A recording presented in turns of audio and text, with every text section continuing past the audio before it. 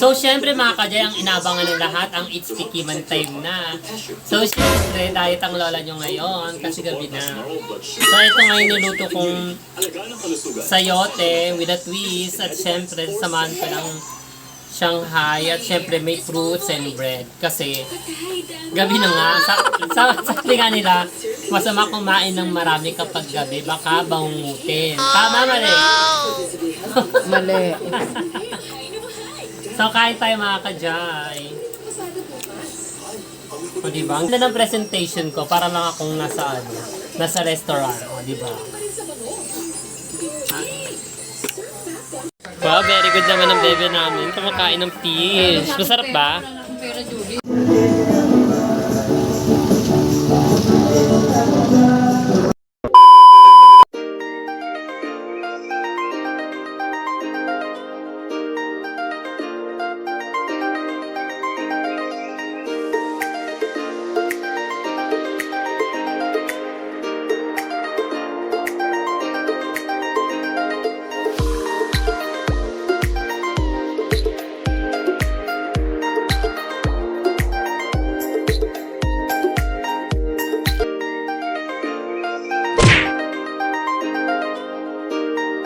Naira Marquez.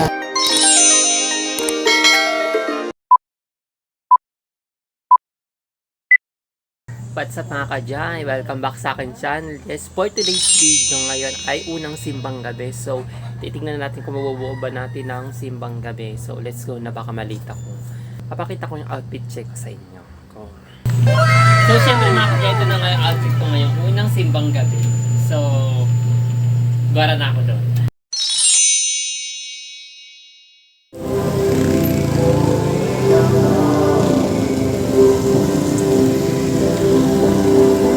So, grabe mga ka-Color K, na-late na ako sa simbang gabi. So, okay lang yan. At least kahit paano nakapagsimba ako. Tapos, nakapagpasalamat ako sa mga blessings na dumating sa amin. So, titignan ko kung mabubuo ko nga yung siyam na simbang gabi. Siyempre, gagawa lang ako ng toasted bread. At tayo doon na tayong tawag doon yung pinang-toast na wala kaming oven toaster. So, lulutuin na lang namin sa kawali. Lalagyan ko lang siya ng margarine.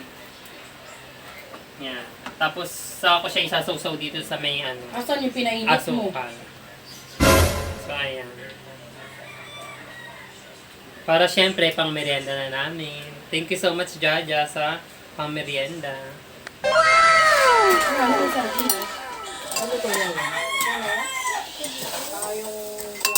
So, syempre mga kajay, papakita ko lang sa inyo kung paano magluto ng toasted bread na hindi ko magamit ng oven toaster. So, papahiran ko lang siya ng margarine sa tinapay. Tapos, saka ko siya isasawsaw sa asukal. So, okay na yan. Tapos, ipapatong mo lang sa kawali. Kahit di mo nalagyan ng mantika kasi yan yung pinakamantikila, matutunaw na siya, magkakaramelize na siya. So, i-try nyo din yan mga kajay. So, mga kajay, kinangay ko na nga yung ating tinapay. So, huwag kayong mag-alala mga kajay. Nagugas naman ako ng kamay na mabuti at malinis ang kamay ko. So, ayan.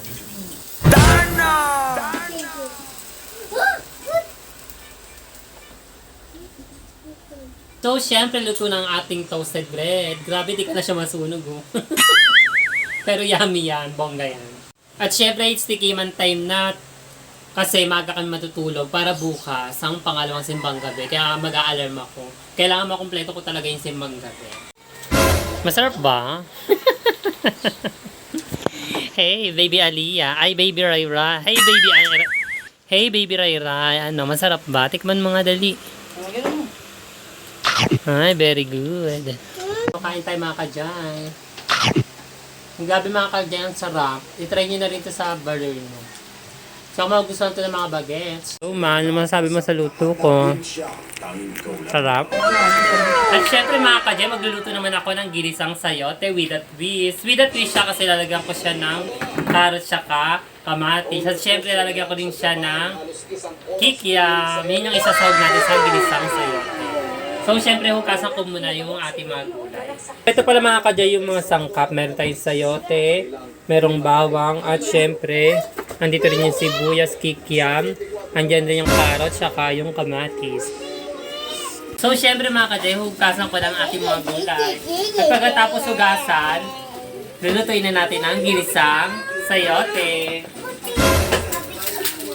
Siyempre, kailangan natin hugasan para malinis siya. So, kailangan maging malinis ang ating kakainin at healthy. So, siyempre mga kajay, sisimulan ko lang balatan ng bawang. At pagkatapos, tatadtarin ko na siya ng pino.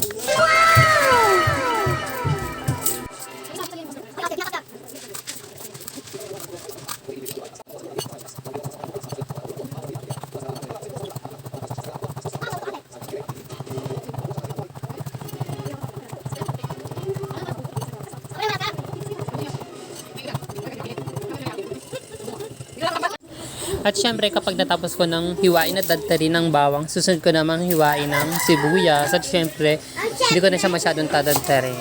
Tamang hiwa lang.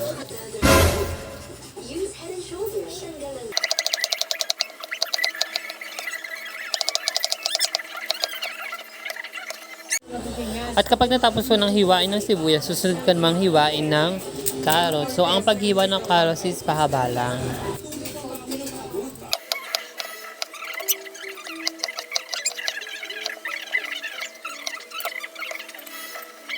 At kapag nahiwa ko na ang carrot, susunod ko naman hiwain ng kamatis. So, tatanggalan ko lang ng butong mga kamatis.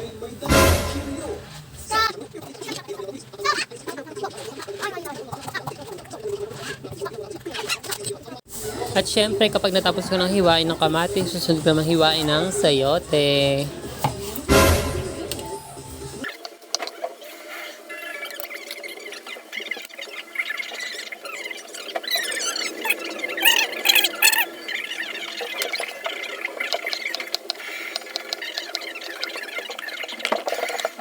At kapag nahiwa ko naman ng sayote, susunod ko naman hiwain ng isasahog natin sa ating sayote ang kikiam.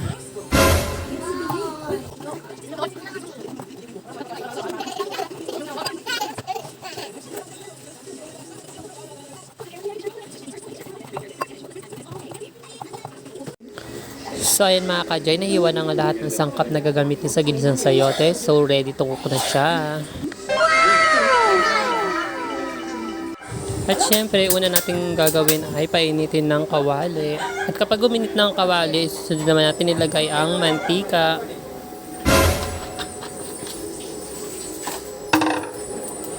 At kapag medyo uminit ang mantika, susunod naman natin ilagay ang kikiam.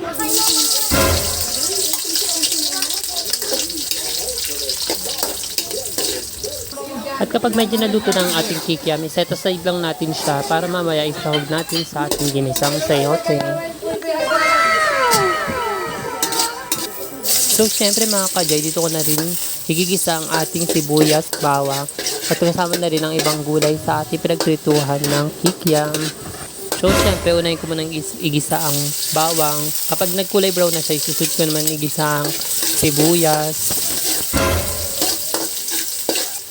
At pagkatapos, sunod ko naman ilagay ang carrots. At syempre, sunod ko naman ilagay ang kamatis. At syempre, lutuin lang siya ng bahagya. At pagkatapos, susunod ko naman ilagay ang sayote.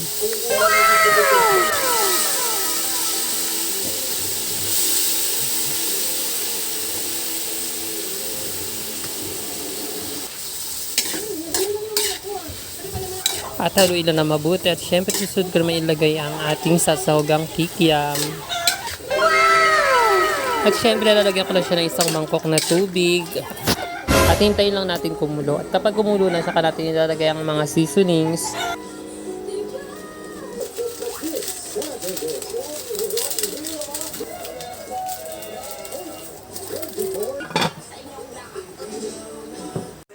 So, ayan mga kajay, luto lang ang ating ginisang sayote. So, ready to eat na.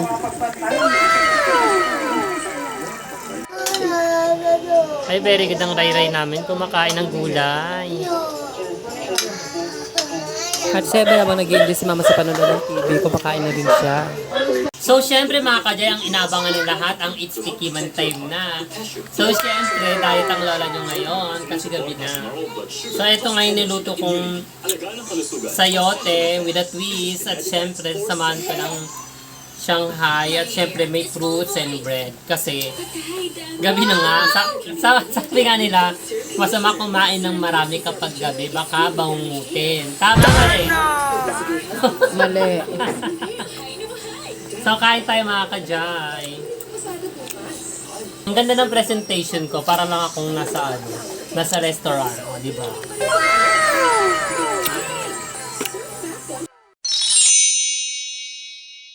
Good morning mga kajay. Dahil ngayon ay second day of simbang gabi. So, sasama daw si Chloe at kikisingin ko na siya. At baka malate pa kami. Sa ngayon mga kajay, magkakape muna ako. Tapos, saalis na kami ni Chloe. So, siyempre, outfit check tayo. So, ito, simple lang suot ko. Oversized shirt lang. So, okay na to. So, syempre, hindi tayo pwede magingay ngayon dahil may mga natutulog pa. So, syempre, papunta na kami ni Chloe sa simbahan. So, kitang-kita naman, madilim pa yung paligid at ang daanan. So, meron pang banderitas. Yan yung banderitas na nagpiesta dito sa Kain. So, ayan. Pwede na kami para magsimba.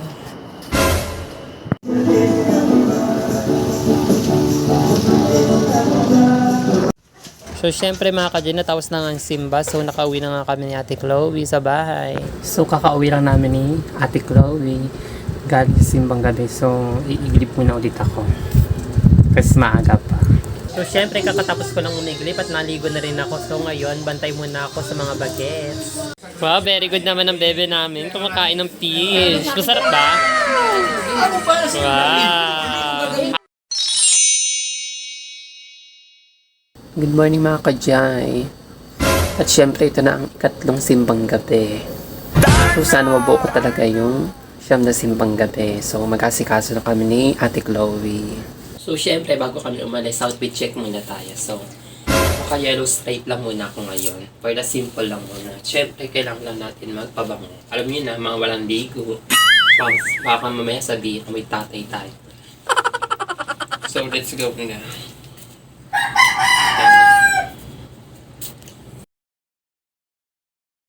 At syempre, papunta na kami sa simbahan para magsimba. At dahil wala kang misa dito sa Kaingin, dahil may sakit si Father, so dediretso na kami sa La Huerta. So yan, makikita niyo yung daanan na talagang na-demolish na talaga. Yung dati kong tinatrabahuhan, na-demolish na rin. At syempre, hindi namin alam kung madidemolish na rin kami. So ayan, at ayan yung ginagawang daanan. Ayan, sobrang laki at sobrang taas. Kaya laging traffic dito sa Kaingin. So, syempre mga kadyan, nandito na nga tayo sa simbahan ng La Huerta at grabe, ang ganda ng simbahan ng La Huerta. At syempre, ang kanilang Belen, so napakaganda. Ang ganda din magpa-picture dito mga kadyan.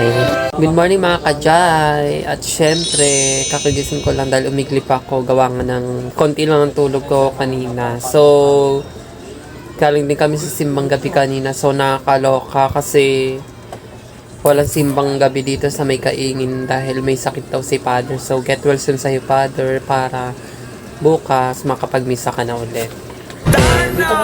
Doon na lang kami nagsimba sa La Huerta. So, ang bongga ng simbang gabi doon. Pero kahit pa paano nakapagsimba kami, thanks God. At syempre, sa mga hindi pa nagsasubscribe sa aking YouTube channel, mag-subscribe na kayo para updated kayo sa aking susunod na mga video. At syempre, don't forget to follow my fan page. At syempre, ang aking IG and TikTok, yun na mga kajay babus. At syempre, antayin nyo ang susunod na part ng aking vlog, ang Simbang Gabi, part 2. Babush!